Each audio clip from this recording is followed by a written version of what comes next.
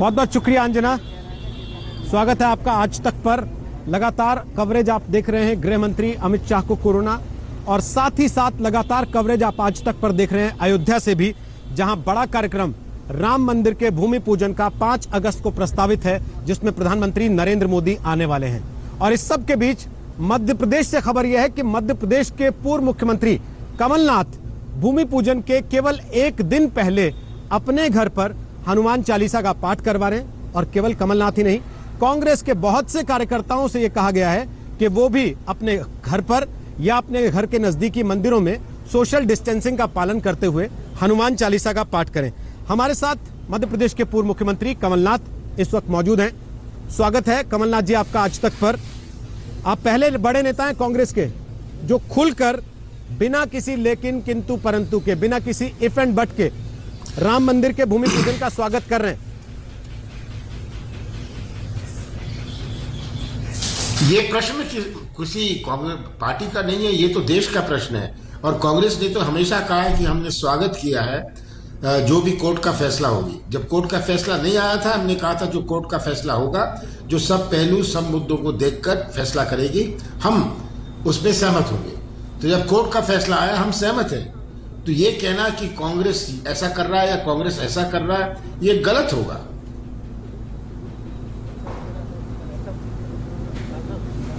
लेकिन आपके अलावा किसी बड़े नेता का बयान उस तरीके का हमने देखा नहीं, जैसा आपने खुलकर सोशल मीडिया पर एक वीडियो डाला अपना। बता तो दीजिए क्या करवाने वाले हैं 4 तारीख को। अब मैंने तो दूसरों का बयान ना सुना। एक बात हमें याद रखनी चाहिए और आपको भी याद रखनी चाहिए कि क्या किसी धर्म का ठेका भारतीय जनता पार्टी ने लिया है? क्या मंदिरों का ठेका भारतीय जनता पार्टी ने लिया है? क्या उनको एजेंसी मिली है धर्म की या कोई मंदिर की? ये अपने आप इसमें राजनीतिक कारण से अपने आप को ठेकेदार मानते हैं, धर्म के ठेकेदार मानते हैं, सब मंदिरों के एजेंट मानते हैं। ये इसमें राजनीति जोड़ना बहुत गलत है। कांग्रेस ने इस प्रकार की राजनीति नहीं करी और मैंने स्वयं नहीं करी। ये हमारी भावनाओं का प्रश्न है, धार्मिक भावनाओं का प्रश्न है, और ये धार्मिक भावनाओं हम राजनीतिक मंच पर नहीं लाते।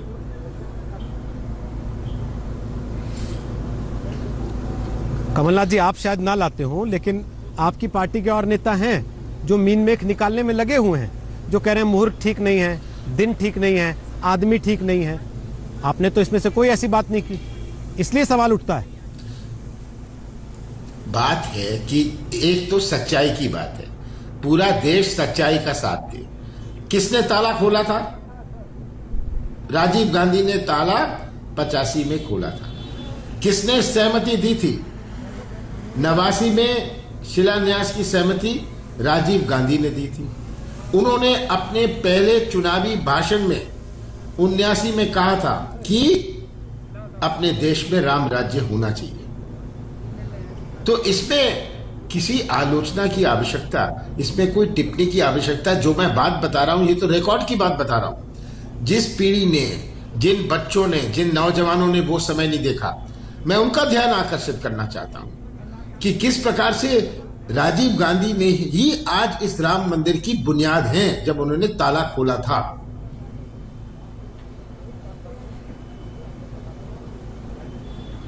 आपको लगता नहीं जो बातें आज आप कह रहे हैं, ये बातें आपकी पार्टी के नेता अगर खुलकर कहते, खुलकर बताते, तो आज शायद वो स्थिति ना होती जो आज है?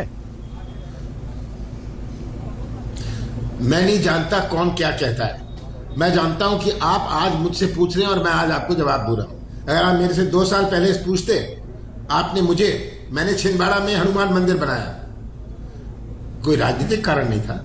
सबसे बड़ा राजनीतिक मंदिर हनुमान मंदिर मध्य प्रदेश का छिंदवाड़ा में है। कौन सी राजनीति थी? कोई राजनीति नहीं थी। आपने आज तक ने खुद इसे कवर किया था, आज तक ने खुद इस पर प्रोग्राम किया था। कोई राजनीतिक कार्यक्रम नहीं था। मैं हमेशा ये इस प्रकार के धार्मिक कार्यक्रम करता रहता हूं। हमारे पार्टी के सब नेता कार्यकर्ता भी करते रहते, पर इसे ये पब्लिसिटी देना, ये मीडिया की राजनीति करना, ये नहीं करते। अंतर ये है।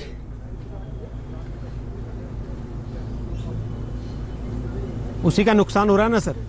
कि आज मंदिर बन रहा है अयोध्या में, तो उसका पूरा क्रेडिट बीजेपी और उसके साथी संगठन ले जा रहे हैं, और आप उन पे ये आरोप भी लगाते रहे कि इन्होंने तो चुनावी मुद्दा बना के मैं तो रखा है। पूछना चाहता हूं जो लोग आप लोग क्रेडिट लेना बताते हैं चाह अगर रहे जनता हैं को जाके उनका जो क्या बातें आज योगदान है, राजनीति के लिए आप कह रहे हैं। क्या मैं तो पूछना चाहता हूं कि उनका क्या योगदान है, उनके कौन से बयान है कि राम मंदिर होना चाहिए 20 साल पहले, जब 84 में ताला खुला था क्या बयान था उनका, 89 में उनका कौन सा बयान था, ये तो रिकॉर्ड की बात है। और आज क्रेडिट लेने जो घूम रहे हैं ये देश को गुमराह करने के लिए कर रहे हैं। देश के जनता बहुत समझदार है कि भारतीय जनता पार्टी ने ठेका धर्म का इस देश में नहीं लिया, उनकी एजेंसी नहीं है, वो तो ऐसे उनका व्यवहार है जैसे कि पूरी एजेंसी सब, मैंने अभी ये बात कही कि पूरी एजेंसी हर मंदिर की, हर धार्मिक कार्यक्रम की ठेका उनका है, एजेंसी उनकी है। ये क्या मजाक है।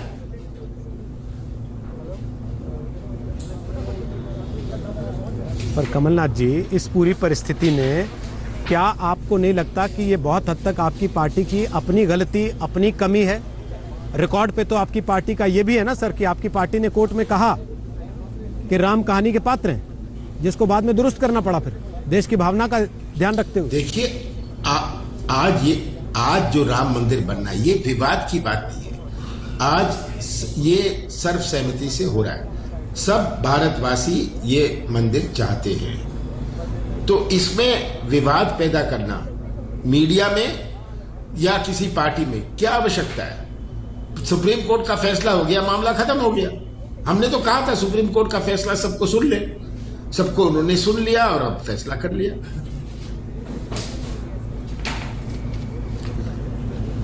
आपको लगता है अगर सरकार या ट्रस्ट आपकी पार्टी के बड़े नेताओं को न्योता देती मैं है एक तो और उनको बात करना बता चाहिए दूं, भूमि पूजन मैंने का भी कार्यक्रम? मध्य प्रदेश में राम गमन पथ बनाने का निर्णय किया था जब मैं मुख्यमंत्री था, तो ये मेरी भावनाओं के अनुसार था। मैंने अपनी भावनाओं में, मुझे लगा इतने साल, मुझे 40 साल लगता रहे कि हमें अपना महाकाल में सुधार करना चाहिए। मैंने उसकी 300 करोड़ रुपए की योजना बनाई। उस वक्त तो राम मंदिर कोर्ट का फैसला का चक्कर नहीं था। ये मेरी अपनी निजी भावनाएं हैं।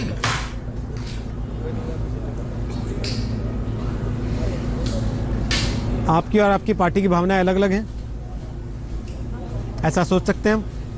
बिल्कुल नहीं अलग है। मेरी और मेरे पार्टी की और हर पार्टी की सदस्य की भावना एक है कि हम ठेकेदारी नहीं लेना चाहते। मैंने गौशाला का निर्माण शुरू किया, मैंने घोषणा करी थी चुनाव के पहले, विधानसभा चुनाव के पहले। आज मध्य प्रदेश एक प्रदेश है जहां मेरे कार्यकाल में सबसे ज्यादा गौशाला पूरे देश में बने हैं। ये मेरी पार्टी की नीति थी, मैं तो पार्टी की नीति का क्रियान्वयन कर रहा था।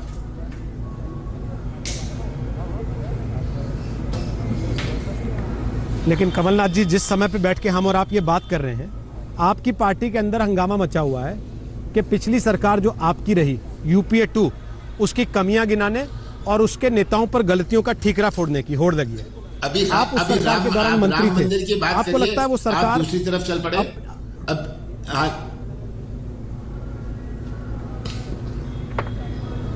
नहीं, राम मंदिर भी उसमें से एक विषय है। मैं चलिए, उसी पे आ रहा बहुत हूं। धन्यवाद क्या आपका। आपको लगता है बहुत कि धन्यवाद। ऐसी कुछ चीजें बहुत धन्यवाद जिनको आप आज कर रहे हैं? कमलनाथ जी, आप तो सवालों का सामना करने के लिए जाने जाते हैं, और ये तो कोई ऐसा विषय भी नहीं जिस पर आप बोल ना रहे हो, जो मैंने छुआ है। मैं तो सामना कर रहा हूं, मैं तो सामना कर रहा हूं। आप सुनने का सामना करिए ना। मैं तो सामना कर रहा हूं आपके सवालों का, आप सुनने का सामना करिए। मैं तो सुन रहा हूं सर। मैं तो पूछ रहा हूं सर कि क्या आपको नहीं लगता ये जो राम वनगमन की बात आप आज कर रहे हैं कि आप बनाना चाहते थे, या राम मंदिर को लेके जो आप बिना इफेंट बट के बातें कर रहे हैं, यही वो गलतियां थी जिनकी तरफ इशारा आज आपकी पार्टी के कुछ नेता कर रहे हैं, और जिसके बाद घमासान मच गया है कि साहब यूपीए ने गलती की या नहीं की? बिल्कुल नहीं, बिल्कुल नहीं, बिल्कुल नहीं, कोई विवाद नहीं है। मैं सब नेताओं से, हर पक्ष के नेताओं से, ये होता है, ये भाजपा में नहीं है, हर राजनीतिक दल में स्वाभाविक है। ये स्वाभाविक है कि अलग अलग राय होती है। इसका ये मतलब थोड़ी ना कि कोई विवाद हो गया, कोई फूट है। मैं तो सबसे बात करता हूं, मैं भोपाल में सबसे बात कर रहा हूं, कोई ऐसी फूट नहीं है, सबके अपने विचार हैं। सर फूट थी तभी तो आपका एक धड़ा टूट के चला गया दूसरी तरफ, और आपकी अच्छी खासी चलती हुई सरकार वो पलट गई। अगर आपकी पार्टी की फूट देखिए, नहीं जहां होती तो सौदे की आज मैं राजनीति मुख्यमंत्री से बात कर रहा होता कि पूर्व अपने मुख्यमंत्री। विश्व की पहली दफे सौदे की राजनीति, संविधान को ठुकराना, ये सौदे से, प्रलोभन से आप कोई सरकार बना लें, कोई सरकार बिगाड़ लें, क्या इसमें हमारा हित है? क्या यही हम नक्शा अपने देश का बनाना चाहते हैं? कैसे सरकार गई ये मैं जानता हूं, सब जानते हैं, आम मतदाता जानता हूं, आप भी जानते हैं कि किस प्रकार के सौदे, किस प्रकार का प्रलोभन हुआ। आप सौदा करके कुछ कर लो, आपको चुनाव करवाने की क्या जरूरत? बोली की सरकार है, सौदे की सरकार बनी है, बोली बोल लो और सरकार बना लो।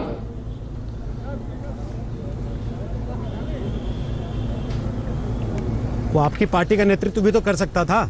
जब आपकी सरकार जा रही थी, आपकी पार्टी के नेतृत्व ने क्या कोई स्टैंड लिया, कोई मदद की, खड़े हुए आपके साथ आके, जैसा आज राजस्थान में दिख रहा है? हम सौदा करते, हम क्या सौदा करते?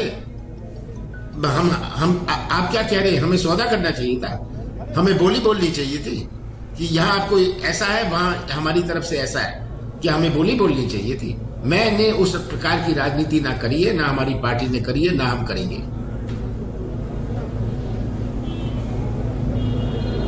आज राजस्थान में जो हो रहा है, अशोक गहलोत से जब सवाल पूछा जाता है तो वो कहते हैं मैं कमलनाथ नहीं हूं, मैं अशोक गहलोत हूं, मेरी सरकार नहीं जाएगी। फर्क क्या है कमलनाथ और अशोक गहलोत होने में? मैं नहीं जानता वो क्या कहते हैं। मैं ये जानता हूं कि हर सुप्रीम कोर्ट, हर हाई कोर्ट ने कहा है कि फ्लोर टेस्ट करा लो। पहले दिन फ्लोर टेस्ट करवा लेना चाहिए था। फ्लोर टेस्ट क्यों नहीं होता? ये आज पूरा देश गवाह है, पूरा राजस्थान गवाह है। फ्लोर टेस्ट पर नहीं, 15 दिन बाद, 20 दिन बाद क्यों नहीं फ्लोर टेस्ट कराते? सुप्रीम कोर्ट ने कहा, हर कोर्ट, कर्नाटक में कहा, अरुणाचल में कहा, सुप्रीम कोर्ट ने कहा, हाई कोर्ट ने कहा। आज एक ऐसा हाई कोर्ट है जो कहते हैं नहीं, हमें फ्लोर टेस्ट नहीं चाहिए क्योंकि बीजेपी नहीं जीतेगी। ये क्या मजाक है? ये तो इस तरफ जिस पटरी पर आज की राजनीति चल रही है, आपको लगता नहीं देश के लिए बहुत खतरनाक है। मैं अंत में यही कहना चाहता हूं। आपको लगता नहीं कि आपकी पार्टी को एक नेतृत्व की जरूरत है जो ऐसी चीजों के समय पर खड़ा होकर स्टैंड ले सके? सर देखिए, आप हमारी पार्टी की चिंता मत करिए, हमें चिंता करने दीजिए। हम अपनी पार्टी की चिंता कर रहे हैं, हम सबसे बात कर रहे हैं, आप ये चिंता मत करिए। हमारा सब कुछ सही होने वाला है। आप आगे आने वाले समय में देखते रहिएगा, आप ही आइएगा, मेरे से प्रश्न पूछिएगा।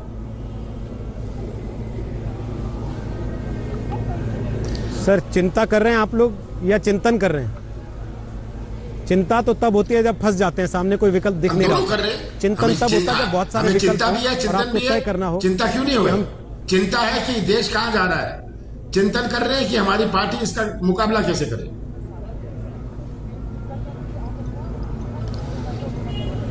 आपको लगता है कि मध्य प्रदेश में ज्योतिरादित्य को संभालने के लिए या राजस्थान में सचिन पायलट को संभालने के लिए जितनी दखल या जितनी पहल आपकी पार्टी के केंद्रीय नेतृत्व को करनी चाहिए थी, उन्होंने की? देखिए, अगर सौदा हो रहा है तो सौदा से तो सौदा ही मिटेगा ना। सौदा से तो सौदे का मुकाबला करेगा। हमारी पार्टी कोई सौदा नहीं करती।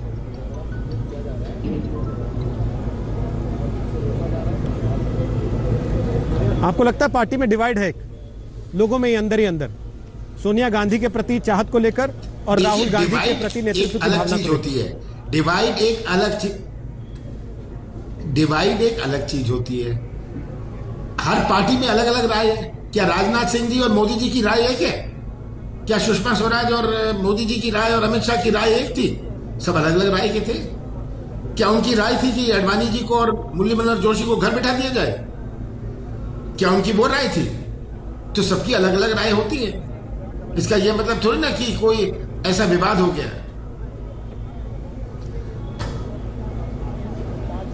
लेकिन सब सोशल मीडिया पे आकर, ट्विटर पर आकर एक दूसरे पर हमला करते हुए या तंज करते हुए इस तरह की बातें नहीं लिखते ना, जिसको लेकर कांग्रेस के भीतर की खबरें आजकल छप रही हैं अखबारों में। देखिए, ये सब चलता है। मुझे इसकी कोई चिंता नहीं है। मैंने बहुत सालों ये सब देख लिया है। हाँ, बहुत सालों ये देखा है, बहुत कुछ समझा है, इसकी कोई चिंता मत करिए। हाँ, 2 महीने बाद आप कहेंगे ये सब तो बेकार था, तो ये सब आज इस पर मुझे कोई चिंता नहीं है। सोनिया जी के नेतृत्व को लेकर आपको लग रहा है इस समय पार्टी के भीतर एक परिस्थिति है जब चिंतन होना चाहिए? आज ही वो अस्पताल से घर आई हैं लौटकर, और पिछले 1 साल में बहुत सारे ऐसे घटनाक्रम हुए हैं जिसमें पार्टी को एक मजबूत नेतृत्व की आवश्यकता महसूस हुई है। देखिए, अंत में एक बात कहना चाहता हूं, क्योंकि मेरे पास समय नहीं है, मुझे कहा गया था 5 मिनट का, तो पर अंत में एक बात आपको जरूर कहनी है, क्योंकि आपने सोनिया गांधी जी की बात उठाई है। सोनिया गांधी जी 2004 में, 2003 में मैं महामंत्री था कांग्रेस का। जहां मैं जाता था लोग मजाक उड़ाते थे कि सोनिया गांधी क्या करेंगी, अटल बिहारी वाजपेयी देश के लोकप्रिय प्रधानमंत्री हैं। मुझे कहा जाता था सोनिया गांधी जी ठीक भाषण नहीं दे सकती। जहां मैं जाता था कोई शादी में गया, कोई कहीं भी गया, कोई कार्यक्रम में गया, लोग मुझे कहते थे। और सोनिया गांधी का चुनाव आपको याद है, सुषमा स्वराज कहती थी मैं अपने बाल कटा लूंगी, कोई कहता था मैं एनआरआई बन जाऊंगा। सोनिया गांधी का मुकाबला अटल बिहारी जी से था, अटल जी के साथ था, और सोनिया गांधी ने अटल बिहारी वाजपेयी को घर बैठा दिया। ये तो इतिहास है ना। तो आज ये सोनिया गांधी की बातचीत करने की क्या आवश्यकता, जब ये इतिहास हमारे सामने है। चलिए, आपका बहुत बहुत धन्यवाद। इतिहास देख के लड़ाई नहीं लड़ी जाती ना सर, भविष्य देख के लड़ी जाती है। बहुत बहुत धन्यवाद आपका। चलिए कमलनाथ जी, और नहीं रोकूंगा। आभार आपका, धन्यवाद।